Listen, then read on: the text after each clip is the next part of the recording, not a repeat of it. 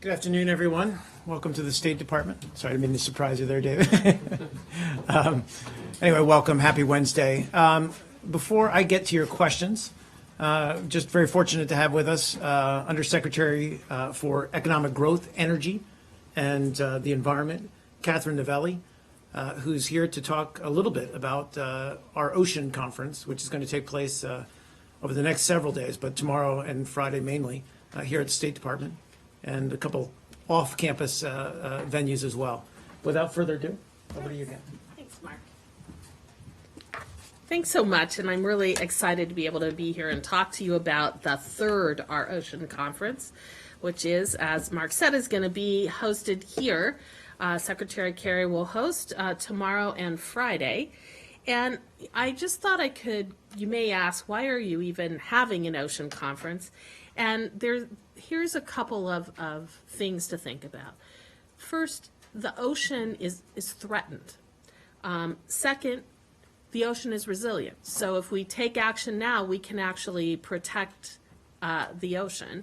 And third, our ocean conference, and we started the first one 2 years ago, so now we're on our third one, actually has been a place where action has been taken. It's not just a talk shop.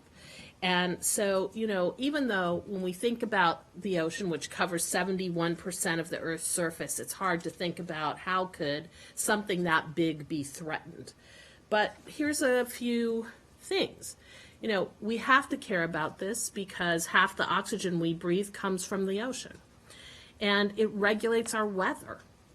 And fish is the primary source of protein for 3 billion people. So this is a extremely important for everybody, even if you don't live in the ocean. And the threatened part is this. We've got 90% of the world's fish stocks being fished at or over capacity. We have the ocean having absorbed 30% of all the carbon dioxide released in the atmosphere since the beginning of the Industrial Revolution.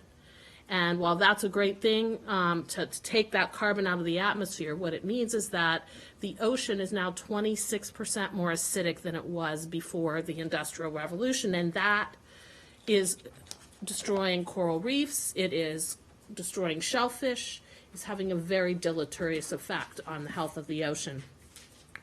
There's plastic running into the ocean at such a rate that if you lined up garbage bags of plastic along the coast, every coastline that touches the ocean in the entire world, you would have 5 deep of garbage bags.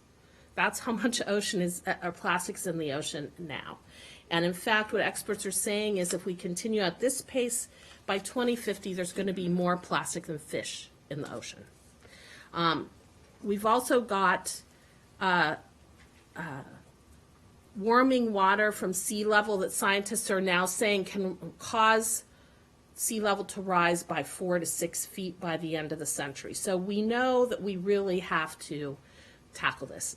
And the last two, our ocean conferences, were all about action, and this one is going to be about action too. And so from the first two conferences, we had $4 billion in pledges to do conservation activities with regard to the ocean.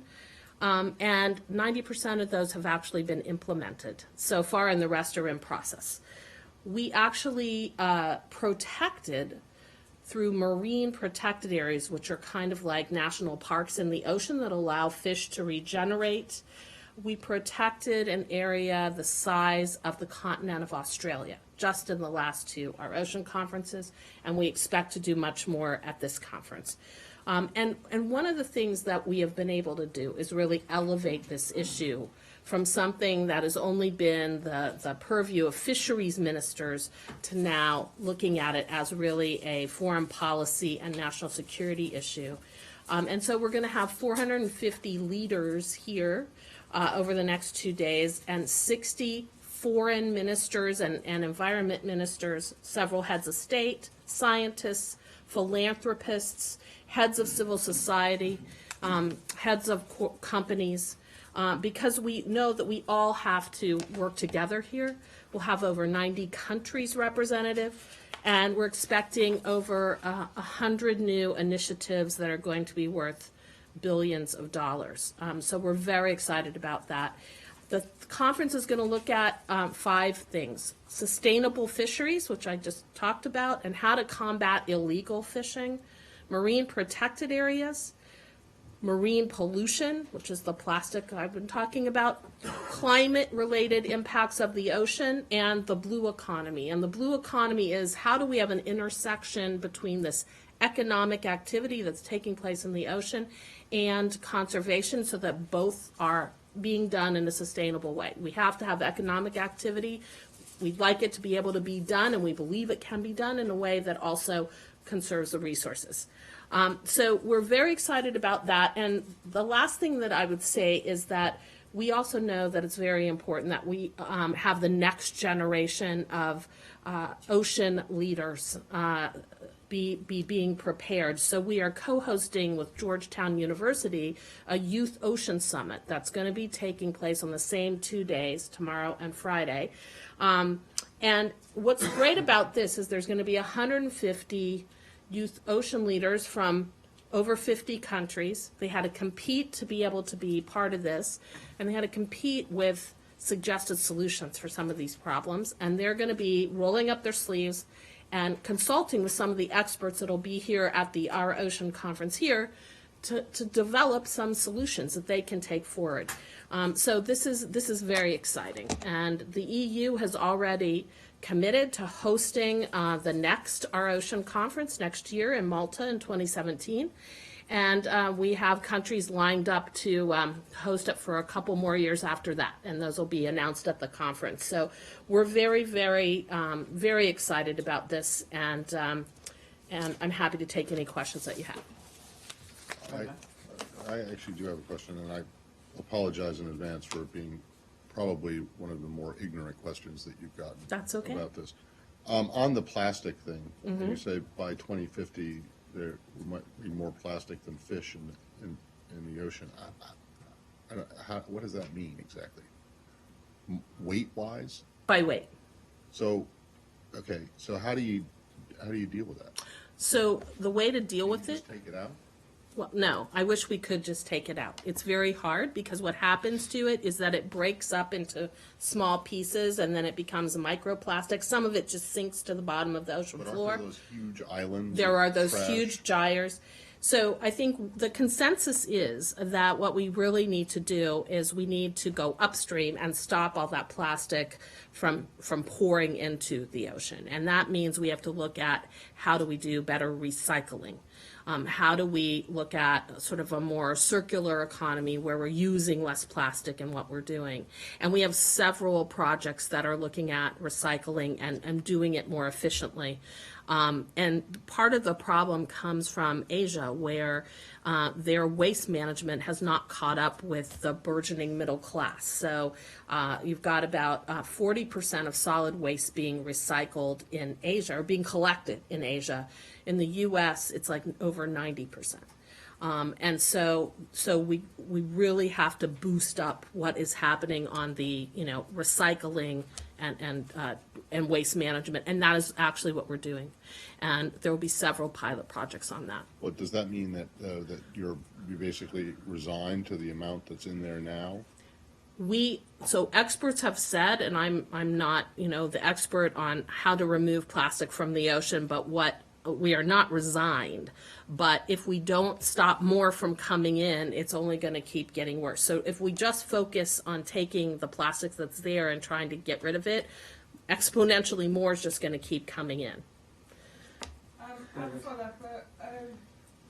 I know that this is a discussion, about pressing issues, but are you expecting, and I know you probably don't want to get ahead of the Secretary, are you expecting to have any kind of major announcements coming out of this conference? Oh, yes, and I don't want to get ahead. Can you just give us a rough idea? So we're expecting new marine protected areas to be announced. We're going to detail, the Secretary has started this whole collaboration called Operation Safe Ocean Network, which is to get at illegal fishing and to actually use technology and conventional means to work together to get the information to the people who need to have it so they can interdict and the illegal fishers. So we're going to have a lot of announcements around that. We're going to have announcements around the plastics and what's going to happen there. And we're going to have announcements around the whole question of how we deal with the acidification of the ocean and preserve, for example, mangroves, for example, are carbon sinks. They absorb a great deal of carbon. And what we have recently found out is that if not only is it a bad thing if you get rid of the mangroves because they're not absorbing the carbon, but they actually release the carbon they've absorbed. So we're expecting announcements on coastal management as well. So there's a number of things sort of across the board that are going to be announced. Thank you. You partially answered the question by saying Asia. So could you tell us which country is more responsible than any other for dumping plastic? And conversely, which country is doing more to really mitigate this problem? And pardon my ignorance, you also include places like the Mediterranean Sea and the Persian or the Arabian Gulf and so on. Yes, right? yes. And so, I don't have a country by country breakdown, but Asia writ large is seen as the place where it's really, in the sense, the fact that the middle class is rising there is a really good thing, but they're buying more things. And as you know from using anything, these things are packaged in plastic. They're single-use plastic, the ultimate irony, right? Because you use this thing to package something, you throw it away, you expect it's gone, but instead it stays around forever. So really the Asian region is a place where, because of this disconnect between waste management and the rising middle class, you see just a real burgeoning of this problem. But it is not absent from, developed areas like the United States and Europe. It's not completely absent from there either. So we all have to work on this. I just want to go back to one thing, and you're probably, maybe I have to talk to an expert to figure this out, but, or to explain how you calculate this weight of plastic versus weight of fish. I am not that expert, but we can get you the I mean, details. someone actually gone around and Someone has gone around and estimated the weight of every single fish, and includes mammals like whales too, right. right? They have actually, Every marine animal, someone has estimated what they would all put together weigh. that's what they've done. And they've also estimated how much all the plastic, including these microplastic stuff, is. As that is my understanding, and I Okay. am happy to get you the study that is doing that. I don't doubt it, I'm Yeah. just kind of curious as Yeah. to how that works. It's kind of mind-boggling, There'll be as actually. much plastic by weight I'm sorry. as there by 2050. There'll be as much plastic by weight as there are fish in 2050 or fish currently. We could eat all the fish between now and 2050. This is true. We could. I don't know the answer to that. I'm assuming it's fish by 2050, but we'll get you the study. I don't want to misspeak. Great, thanks so much, everyone.